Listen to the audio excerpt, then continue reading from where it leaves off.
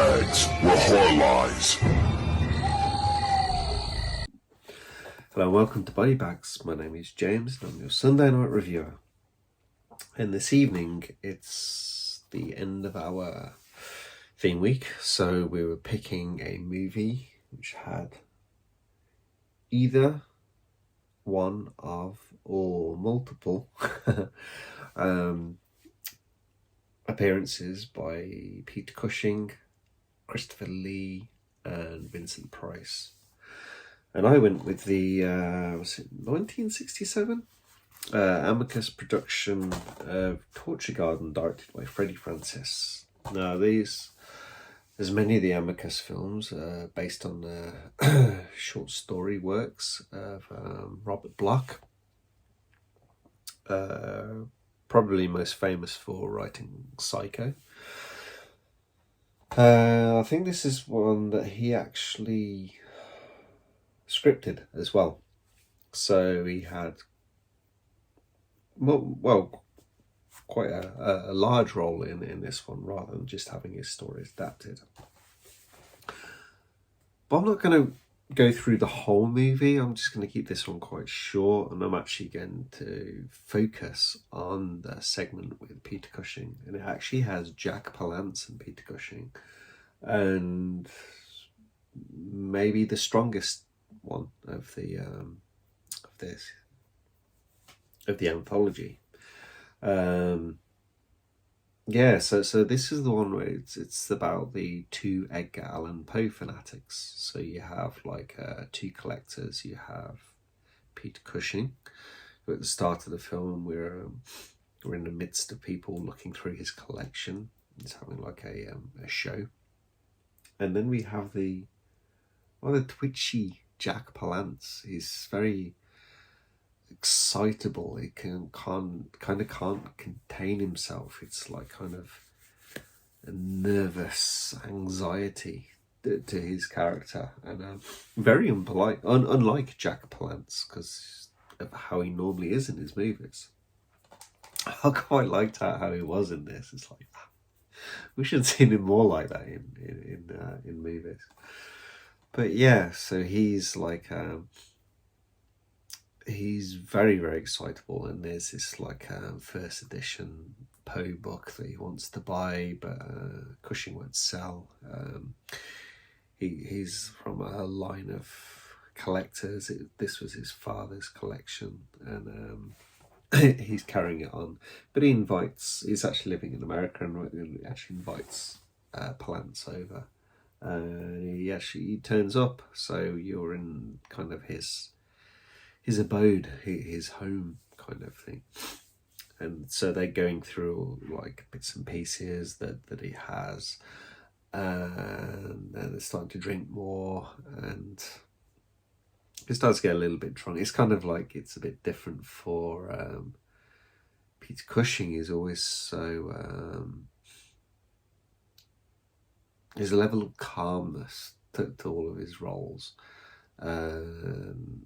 Calmness isn't the right word, I would actually say. It's a level of control, and he gets a bit drunk in this. With playing, someone gets a bit drunk, and it's kind of interesting to see.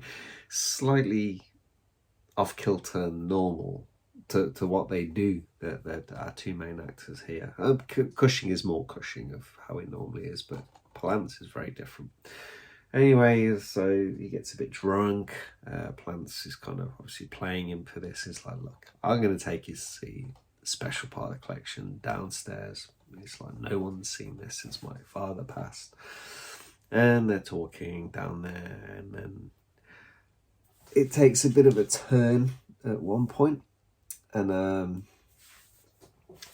because he wants to see more, that he knows that Palance wants to see more. He knows that Cushing is hiding stuff, and like he sees these manuscripts that have never been published. It's like, never even heard of them. He's read everything, and it's like he's looking at the stock of this paper, and he's like, it's new paper. And so it kind of comes to light that his Cushing's father was part of the occult, and a grave robber as well, and he managed to basically resurrect Poe, and there's a bit of a fight because it's like there's this they have the there's this set of keys that Cushing has, and there's this final door, and Palance wants to go in there. Cushing doesn't want him. He gets hit with a candle. There's a fight, candlestick holder, and he's knocked out. I think he's dead. You see him lying there with his eyes open. Of course, it's how these Amicus things and the horror things, they won't clunk on the head and you're dead. So he goes, Palance goes into the room, and there's this pentagon on the floor, like this devil head and stuff like that, goat's head, and there's this figure, and it's Poe. Yeah, he's kind of very sad. He's like his kind of eternal life. He's just locked in this room, and it's like he just wants to die. All he does is sit in his room and write books. Palance says, I will grant you this wish. And so it's like he sets fire to the place, and then he asks him something about like from beyond the grave or something like that, and basically he gets screwed over and he gets trapped in this burning basement sort of thing, and then that's the end of the story. And obviously he takes his life. I won't go into the kind of the wraparound because I didn't go into the stories. It just jumps back to Burgess Meredith, who's kind of this the devil. He's our wraparound guy. So yeah, it's short. Obviously, it's a segment. It's one of the earlier ones. I think this is the second Amicus anthology production. It's not a bad one. It's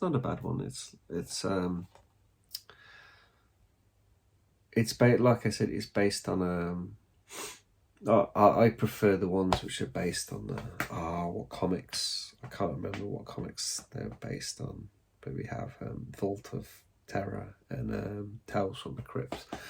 That they are based differently to what the earlier Amicus ones are, which are like I said, the Robert Bloch like the stories. So it's kind of a different style, but still, like I love all these Amicus movies, even the non-anthology ones.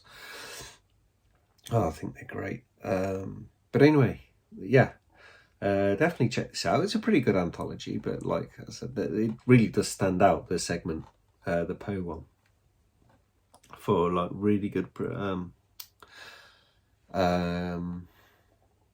really good performances by Jack Palance and Peter Cushing, and yeah, give it a go. I recommend it. This is the Indicator Blue. I think there's a couple of different versions that you can get to Torch Garden. It's not a difficult one to get hold of.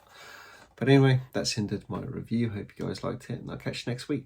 Thank you. Bye-bye.